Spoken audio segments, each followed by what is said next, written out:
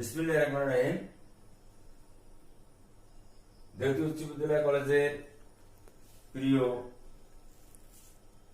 2019-20 শিক্ষাবর্ষের শিক্ষার্থীবৃন্দ,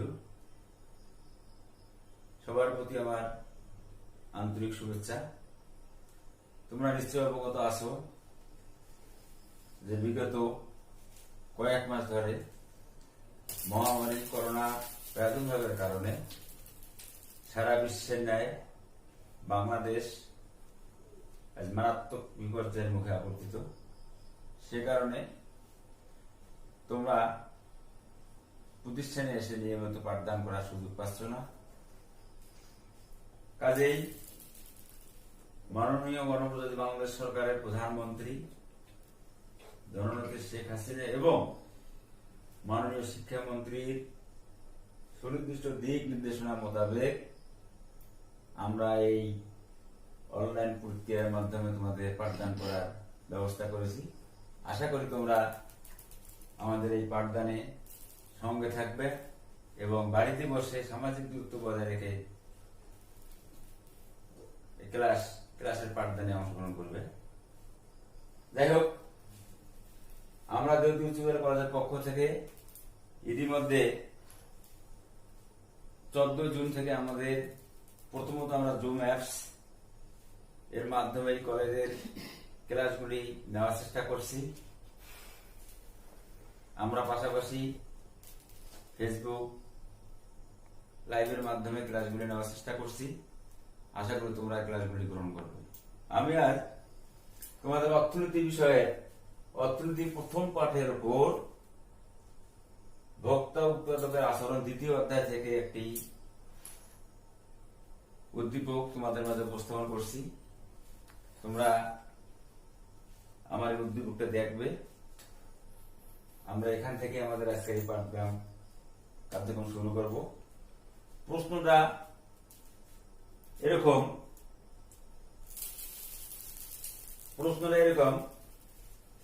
তোমরা লিখে নিতে পারো।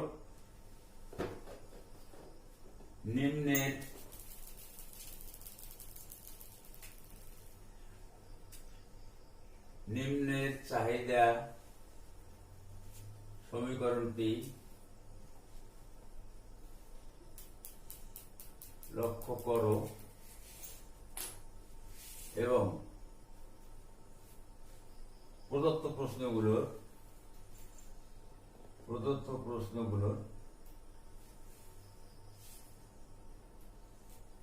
উত্তর দাও। ক, চলক কি? খ, চলক ও ধ্রুবকের মধ্যে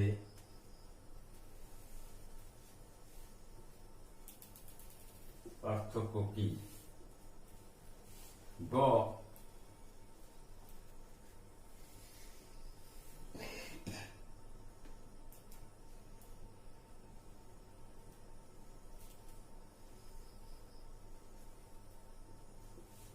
চাহিদা সমীকরণটি থেকে একটি চাহিদা সূচি ও চাহিদা রেখা অঙ্কন করো। ঘ, সমীকরণটি যে একটি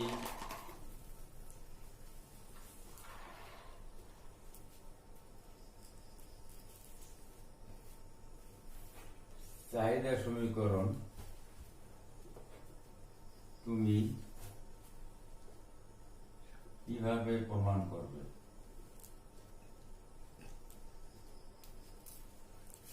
আমাদের নিম্নের চাহিদা সমীকরণ লক্ষ্য করো। সমীকরণ হচ্ছে হলো D = 20 - P, যেখানে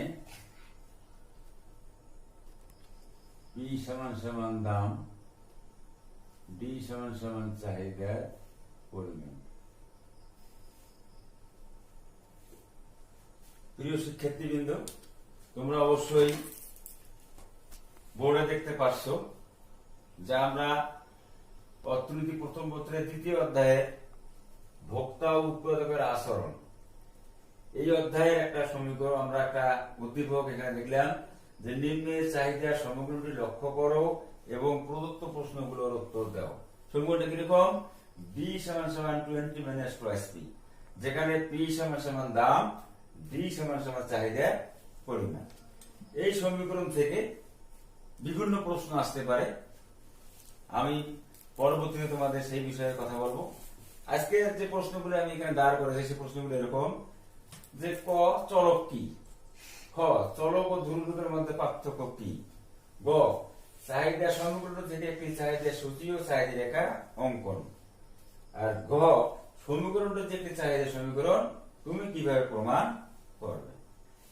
প্রিয় শিক্ষার্থীবৃন্দু, চলক বলতে যেটা আমরা বুঝি, তোমাদের এই সমস্ত জ্ঞান নেওয়ার পূর্বেই সমীকরণটাকে দেখার পর যে প্রশ্নগুলো আমাদের মাঝে আছে, চলক এমন একটি জিনিস যে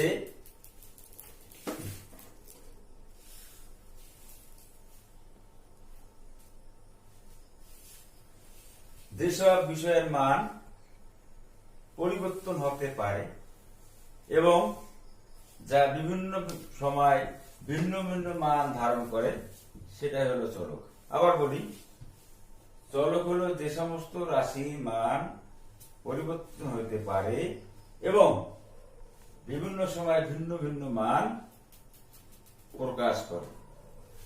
চলককে আমরা সাধারণত আমরা এক্স ওয়াই জেড ইত্যাদি প্রতীক দ্বারা প্রকাশ করতে পারি, আমরা প্রকাশ করতে পারি। আর চলকের কিছু অর্থনীতিতে বহুল ব্যবহৃত কিছু চলক রয়েছে, যে সমস্ত প্রতীকের মাধ্যমে তা আমরা প্রকাশ করতে পারি। ধরে নাও যেখানে উপযোগ ইউটিলিটি, বিনিয়োগ হচ্ছে আয়, ইনভেস্টমেন্ট, শ্রম, লেবার, আয়, ইনকাম ইত্যাদি আমাদের চলকের ধরন রয়েছে। তাহলে আমাদের প্রথম প্রশ্ন 1 নম্বর, চলক কি? যে সমস্ত রাশির মান পরিবর্তন হতে পারে এবং বিভিন্ন সময় ভিন্ন ভিন্ন মান ধারণ করতে পারে, সেটাই হলো চলক। চলককে আমরা ইংরেজি বর্ণমালা XYZ প্রতীক দ্বারা প্রকাশ করতে পারি। এবং অর্থনীতিতে চলকের মধ্যে কিছু ধারক আছে, যেমন উপযোগ, ইউটিলিটি, বিনিয়োগ, শ্রম, আয়, নিয়োগ ইত্যাদিকে আমরা চলক দ্বারা প্রকাশ করতে পারি। এখন আমরা যাব চলক ও ধ্রুবকের মধ্যে পার্থক্য কি। তাহলে আমরা কি বললাম? চলক যে সমস্ত রাশি, এখন প্রশ্ন আসছে যে চলক ও ধ্রুবকের মধ্যে পার্থক্য, যে সমস্ত রাশির মান পরিবর্তনশীল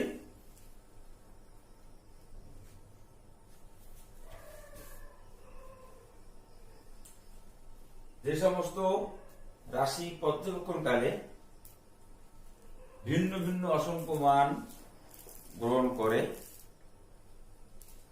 পরিবর্তন হতে পারে, সেটা হলো চলক।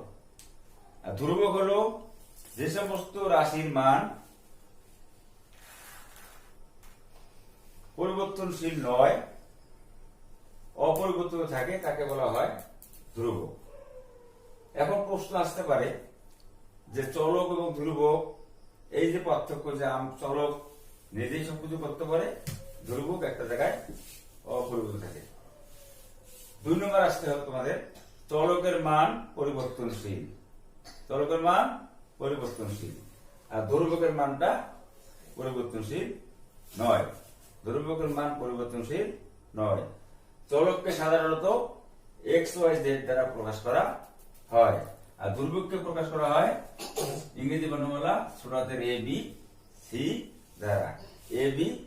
দ্বারা। তা আমাদের মোটামুটি তোমাদের জানতে হবে যে চলক এবং ধ্রুবক। আমাদের যেহেতু এই প্রশ্নের মার্ক 2, কাজে আমাদের এই বিষয়ে বেশি কথা বলার দরকার নেই। যতটুকু প্রয়োজন আমরা এখানে মূলত 3টে পয়েন্ট দাঁড় করাবো। 3টে পয়েন্ট দাঁড় করালেই আমাদের চলক ও ধ্রুবকের মান অতি সহজে নির্ণয় করা সম্ভব হবে। এখন প্রিয় শিক্ষার্থীবৃন্দু,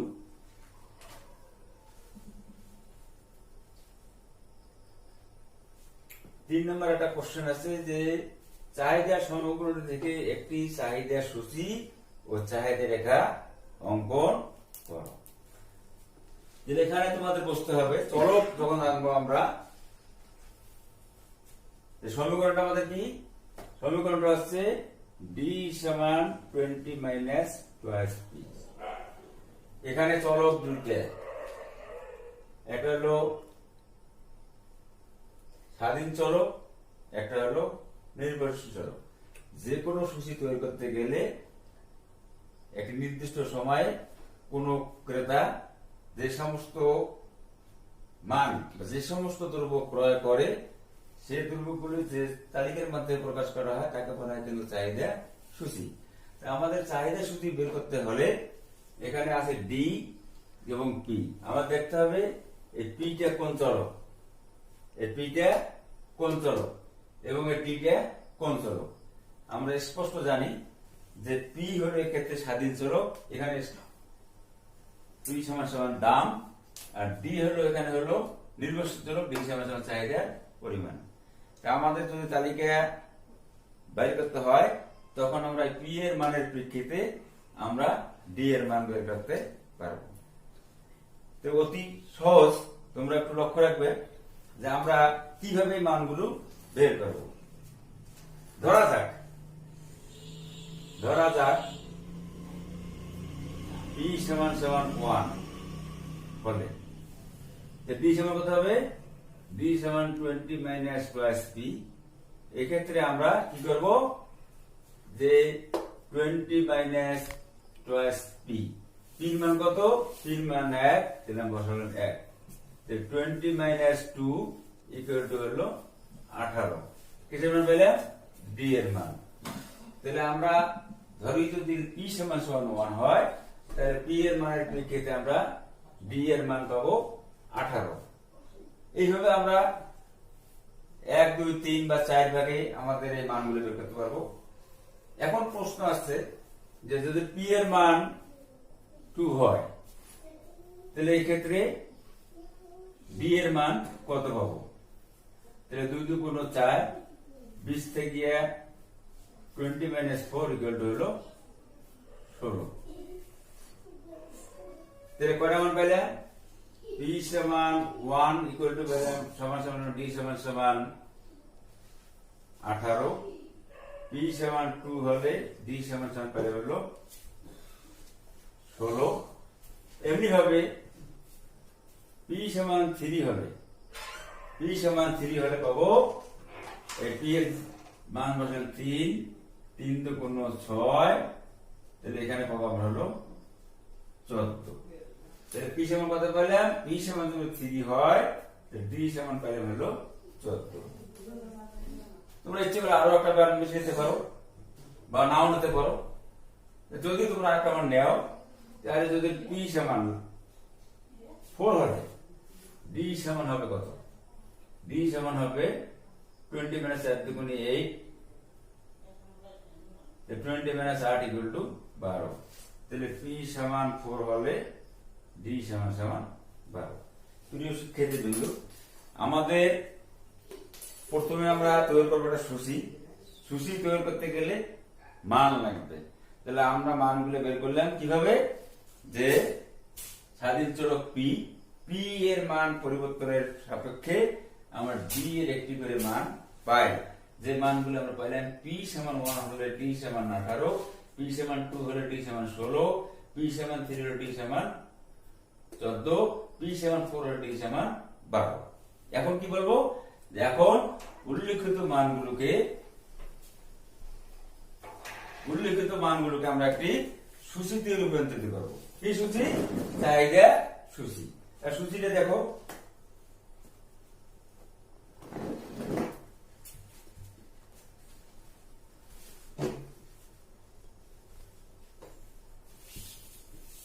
এক পাশে দাম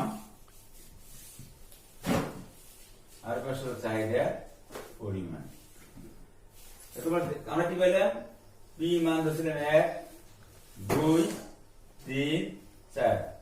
পি মানে কি দাম, দাম কি বের করছি টাকা দ্বারা। তাহলে 1 টাকা হওয়ার সময় তখন আমরা কি পেয়েছিলাম? দাম পেয়েছিলাম 18 একক। 2 টাকার বেলায় পেলাম আমরা হলো 16 একক, 3 এর বেলায় 14, 4 এর বেলায় 12 একক। প্রিয় শিক্ষার্থীবৃন্দ, প্রশ্ন আসতে পারে যে দাম 1 টাকা, তখন চাহিদার পরিমাণ হলো 18 একক। দাম 1 টাকা থেকে 2 টাকা বাড়লো, দাম বাড়লে পরিমাণটা কমলো কেন? তোমরা নিশ্চয় জানো যে চাহিদা ও দামের মধ্যে বিপরীতমুখী সম্পর্ক বিদ্যমান। যদি দাম বাড়ে তাহলে পরিমাণটা কমবে। এক্ষেত্রে আমরা কি করছি? এক্ষেত্রে আমরা দামকে পর্যায়ক্রমে বাড়ানো হয়েছে, যার ফলে চাহিদার পরিমাণটা ক্রমান্বয়ে কমে গেছে। এখন এই সূচিটাকে তোমরা গণনা আসতে পারো। কিভাবে বর্ণনা? যে উপরের সূচিতে দাম যখন 1 টাকা, তখন চাহিদার পরিমাণ 18 একক। দাম বৃদ্ধি পেয়ে 2 টাকা ও 3 টাকা বা 4 টাকা হলে চাহিদার পরিমাণ কমে দাঁড়াবে 16, 14, 12 একক। তা আমাদের চাহিদা সূচি করলাম। এখন কি বলছে? যে চাহিদা সূচি হওয়ার পর আমরা একটা চাহিদা রেখা অঙ্কন করব। চাহিদা রেখা অঙ্কনের নিয়মটা কি?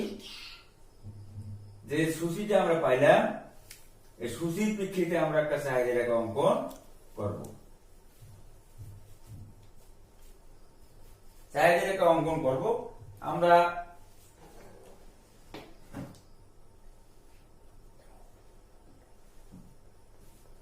একটা x অক্ষ, একটা y অক্ষ।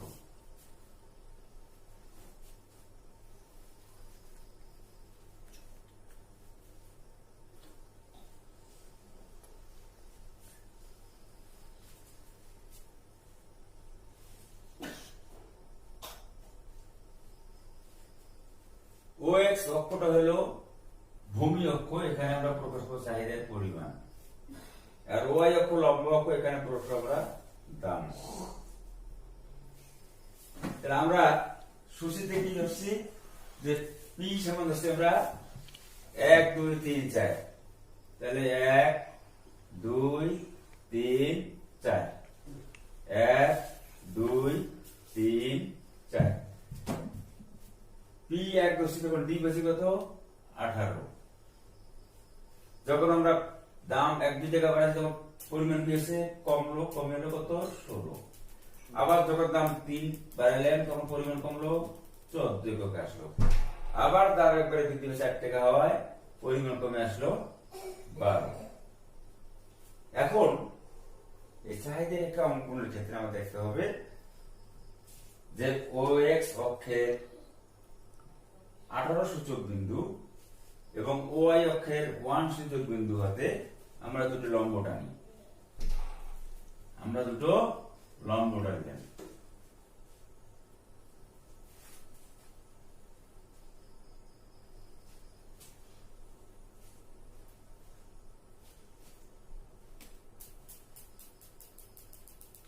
দুটো লম্ব টানলাম। লম্ব দুটো কি হলো?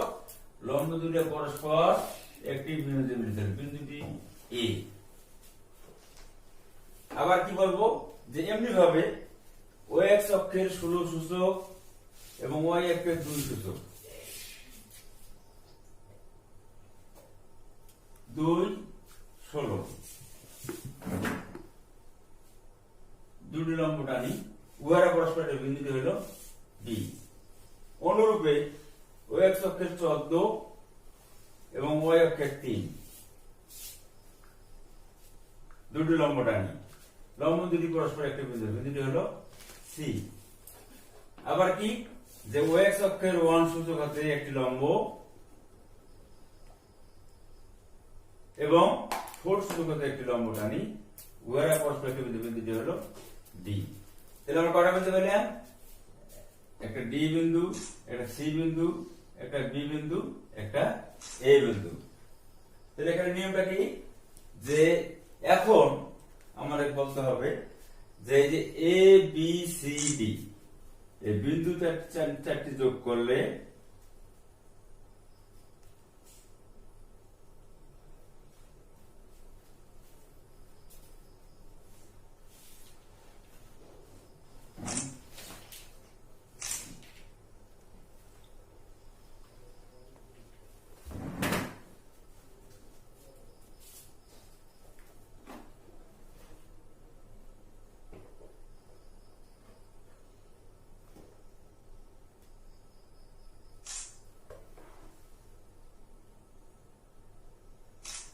তাহলে এ বি সি ডি বিন্দু যোগ করলে যে রেখাটি পাবো সেই রেখাটি হলো একটি চাহিদা রেখা, যাকে আমরা ডি ডি দ্বারা প্রকাশ করতে পারি।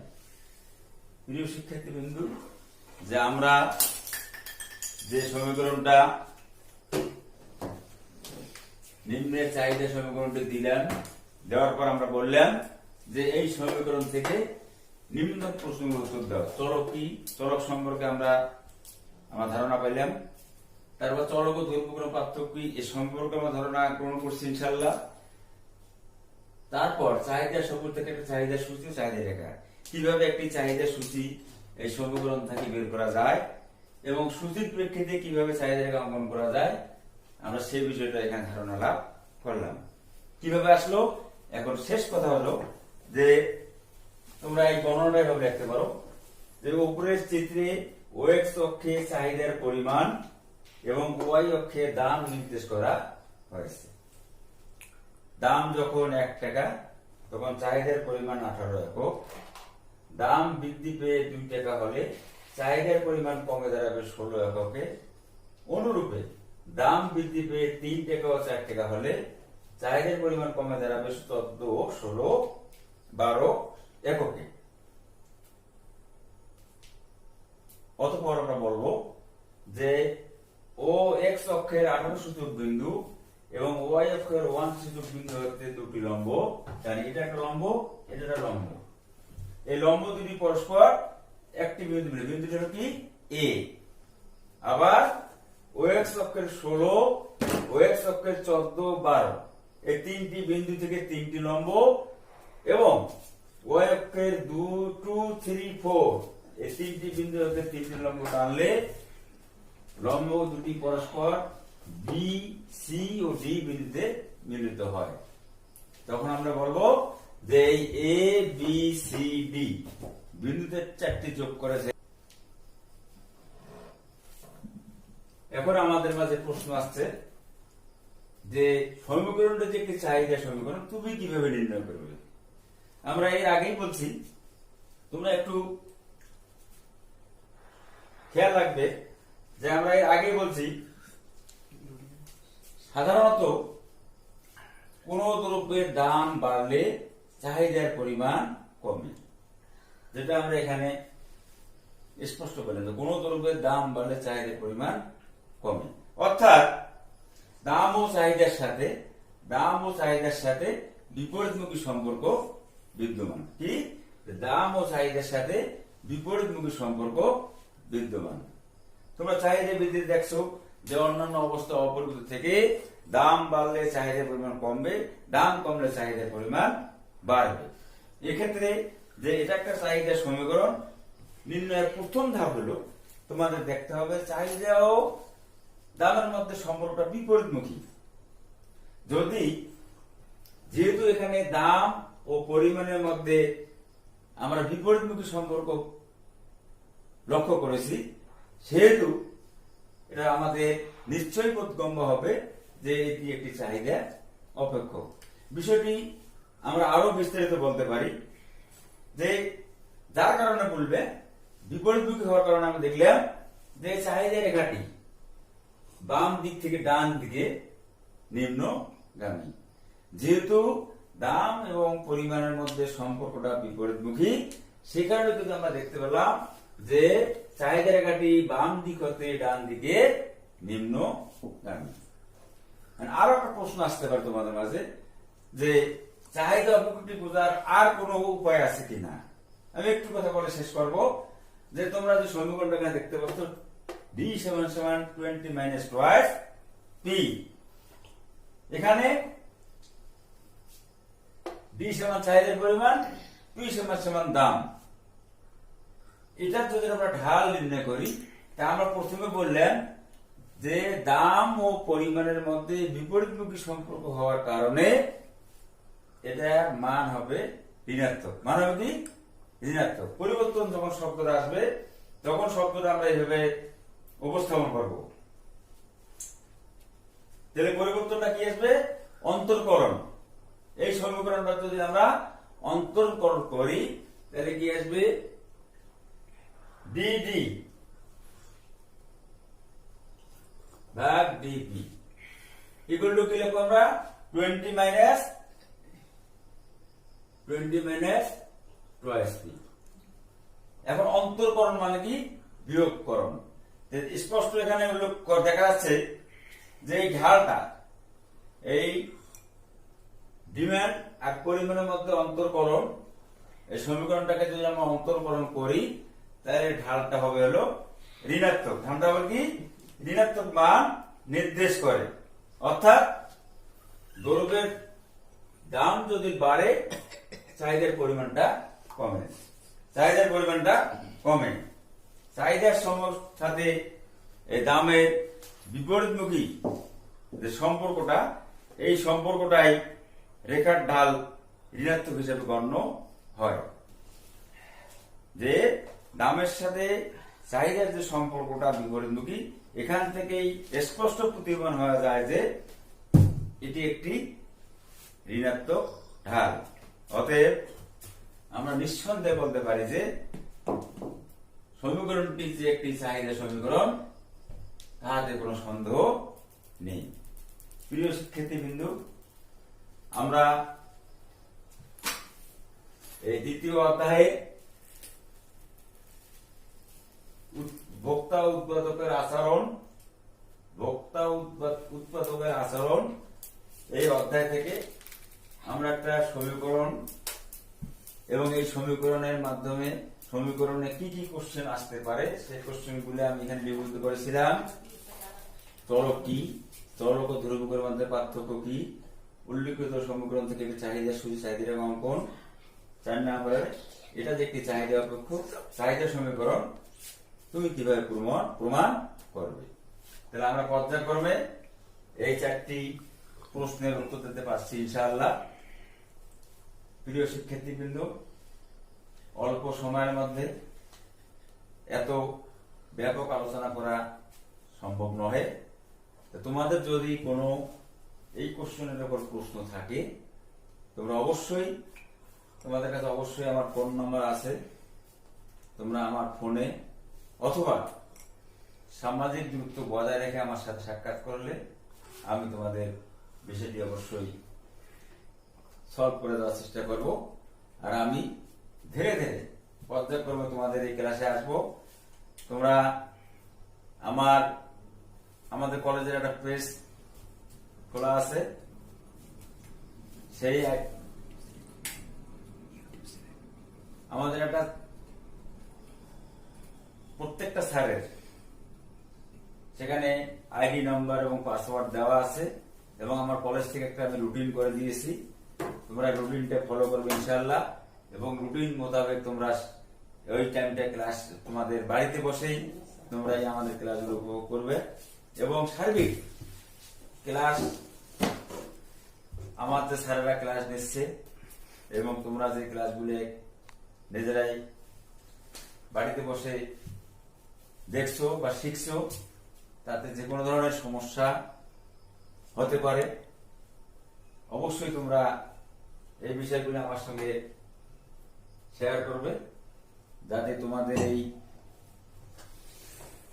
তোমাদের সমস্যাগুলিকে আমি চিহ্নিত করে ছাত্রদের সঙ্গে পরামর্শ করে যাতে কিভাবে আরো ভালোভাবে তোমাদের মাঝে ক্লাসগুলো উপস্থাপন করা যায় সেটা আমরা চেষ্টা করব ইনশাআল্লাহ।